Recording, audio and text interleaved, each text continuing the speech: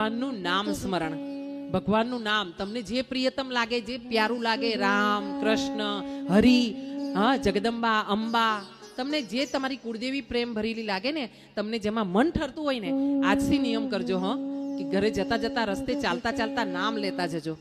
હા, આવો અહીંયા બધા દેવો જે આવેલા છે, આપણે પહેલા દિવસે બોલાવ્યા હતા ભગવાનને કે ભગવાન આવો અમારી કથા સાંભળવા. અને આ પુણ્ય ભૂમિમાં જેવા સંતો, મહંતો અને જે પુણ્ય આત્માઓ આ કથા સાંભળી રહી હોય અને સાંભળ્યા પછી આજે એમને પ્રણામ કરીએ છીએ, એમના ચરણોમાં કહીએ છીએ કે તમે તમારા સ્વસ્થાને જાઓ. આ બાજુ પરીક્ષિત રાજા છે, તેમને તક્ષક નાગ કરડ્યો છે અને પોતે સદેહે, કારણ કે હવે એને તક્ષક નાગ કરડવાની ચિંતા રહી નથી, એટલે પોતે સદેહે ભગવાનના લોક તરફ ગમન કરી રહ્યા છે. અને એમના દીકરાને ખબર પડી છે જન્મે જઈને કે મારા પિતાને તક્ષક નાગનો શ્રાપ આપવામાં આવ્યો હતો અને તક્ષક નાગ કરડવાથી એમનું મૃત્યુ થયું હતું.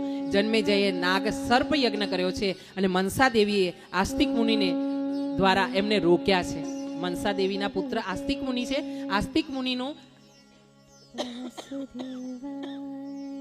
આ એક રહસ્ય છે ગ્રંથનું કે તમારા ઘરે જો તમે ગામમાં રહેતા હો, સાપ, સાપોલિયા, વીછી, કાન ખજૂરા નીકળતા હોય ને, જો વિષધર કોઈ પ્રાણી નીકળતું હોય, જાનવર નીકળતું હોય, તો તમારા દરવાજા ઉપર તમારે લખવાનું કે વિષધર પ્રાણીને, સાંભળજો, જઈને લખી લેજો, વિષધર પ્રાણીને આ ઘરમાં આવે તો આસ્તિક મુનિની આણ છે. જો તમે આવું લખી દેશો ને તમારા દરવાજા ઉપર, તમારા ઘર